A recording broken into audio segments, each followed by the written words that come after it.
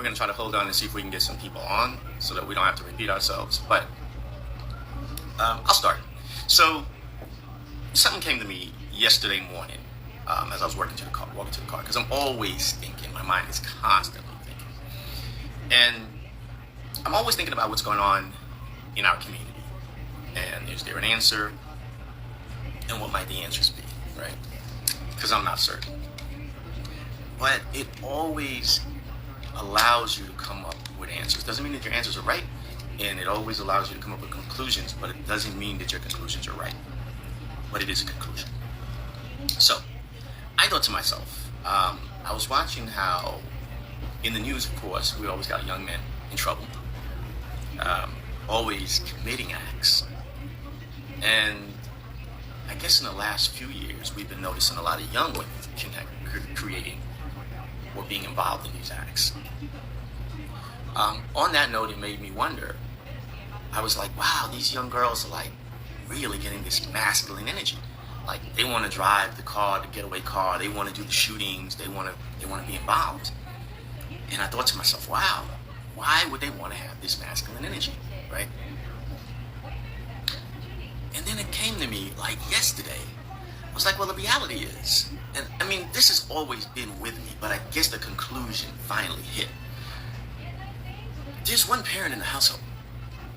And I've always said, of course, that parent has to be the one that you have to put some type of blame on. And that parent is always like, well, I'm trying my best. There are no others.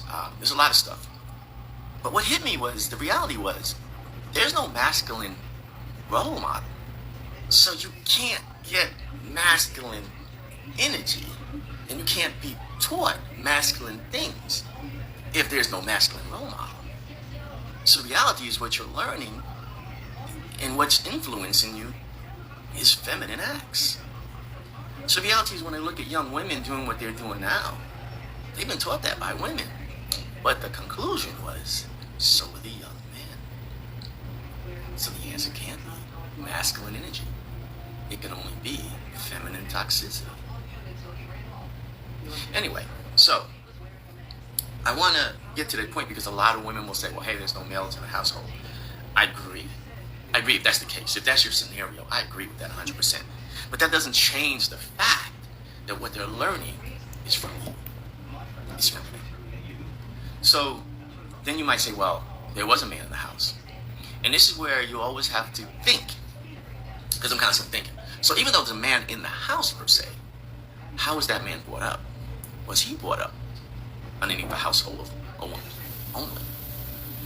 I say this because I can document for myself the way I act in certain scenarios with women changes the way the relationship is done. Like a man brought up in a household in the 50s would have probably came home, gave his money to his wife, and had her pay the bills, right? With that said and done, there probably wasn't a lot of arguing. And not a lot of arguing from the man because he really didn't feel he needed to argue about anything, right? So a man brought up by another man would probably understand that not every situation is worth a battle. It's not. Some things you just have to let go. Hell, to be honest with you, probably 75% of the things you have to let go. But on the other hand, if you're constantly trying to prove where you're right on something and someone was wrong on something, and every argument is an actual argument, then you might be having some women energy. And I will say that because if I act like that, I now have to think back to being in a relationship growing up underneath my mom, right? It doesn't mean there's anything wrong, but I'm just saying it's not a balance, right? So even if you had a male role model and the male role model is exactly like you, the same kind of energy, constantly arguing, constantly bickering, then that's not going to change and show male energy, because that's not true male energy, right? At least not what we would like to think is male energy. So the reality is that everything that's happening on the streets wouldn't be male energy. It would be feminine. I watched a video about, a couple of videos, and I kind of watched how women speak to their dogs. Not all of them, but the ones that aren't maybe all together. It's constant yelling, screaming, high-pitched energy, right? And I thought to myself, some of these kids are in the same scenario, right? Everything is like, la, la, la, la, la. right? So it's like a grade of a C on your report card is almost the same energy of wash the dishes, clean this, do that. There's no peaks and valleys. So it's constantly on blast. Because the parent has felt like that's the way they're going to get their point across, right? Whether they are young, whether they're in their 30s, their 40s, their 50s, whatever the case may be, that's what they feel is the energy they have to put across. But that is the energy that you are putting out into your kid. So the reality to me is that's what we have. We don't have toxic masculinity on these streets. We have a lot of feminine energy. The same energy that women feel that when they get, I don't know, they go out to a party, but they're also thinking about, yeah, if we get into a fight. I'm like, yo, you're 30 years old, you're 40 years old, you're 50 years old. What the fuck are you thinking about a fight for? But that's the concept. It's like, you got to be prepared. When we going out, and we're going to show our ass, right? Well, these kids are going out on the streets. And they don't have the ability to think that every challenge is not a challenge. Every concept, every question, everything that's said to you is not a reason for a conflict.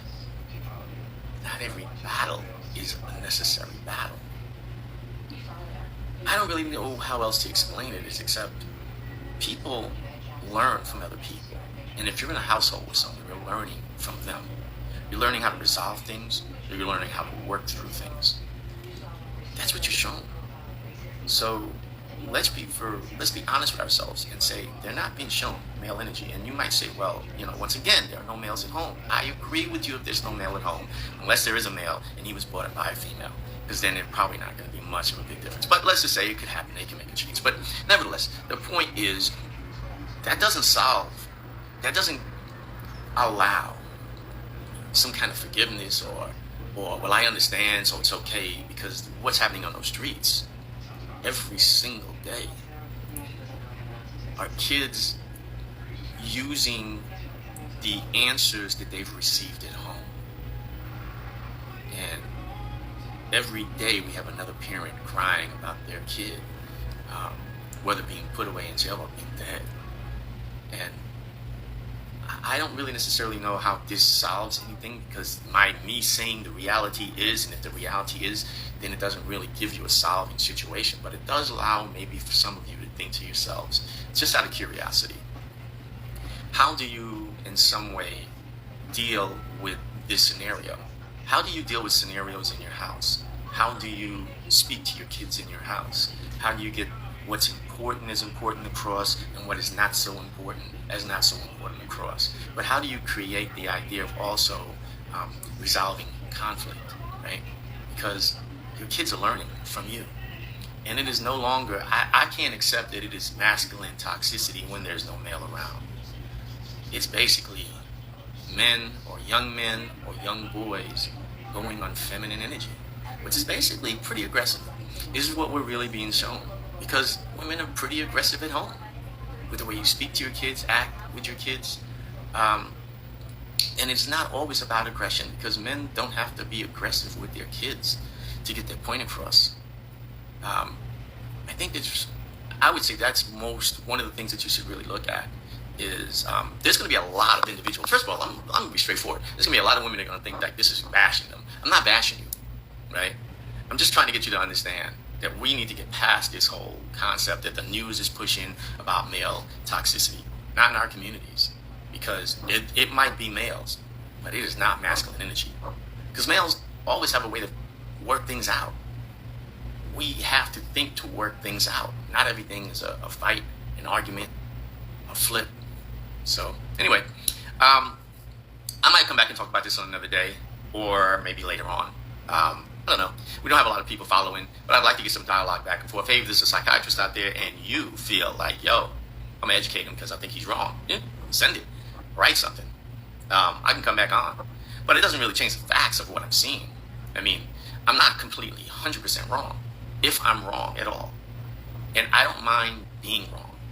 I'm not here to be right. I'm just here to explain the idea.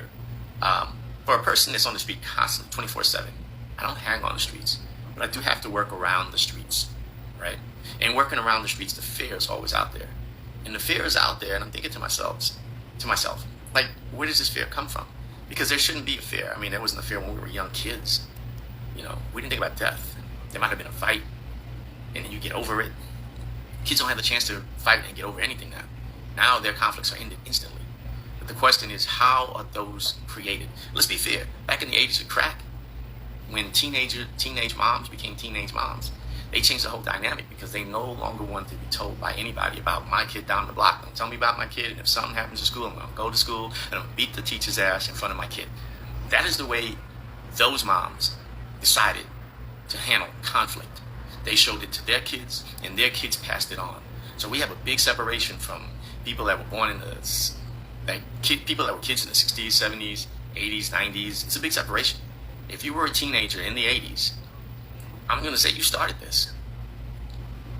Now, whether the government said you can't punish your kids and all this other stuff and all this stuff that happened, I don't know. I mean, you know, that's a part of the whole system of breaking up the ability to control your own community. I get it. I get it completely. But I will say that the reality is we started this, and I keep on saying we started this as teenagers in the 80s. We started this and we passed it on. Not all of us, but the majority of us probably did. And now we got reckless kids. Kids that we cannot punish, and kids that don't have any discipline, and kids that don't understand variations of levels.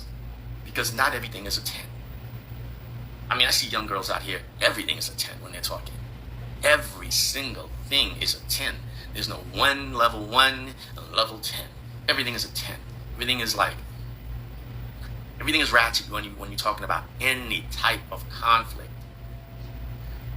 And that means young boys are the same. And once again, we're not talking toxic masculinity. We're talking femininity. Anyway, let me know what you feel.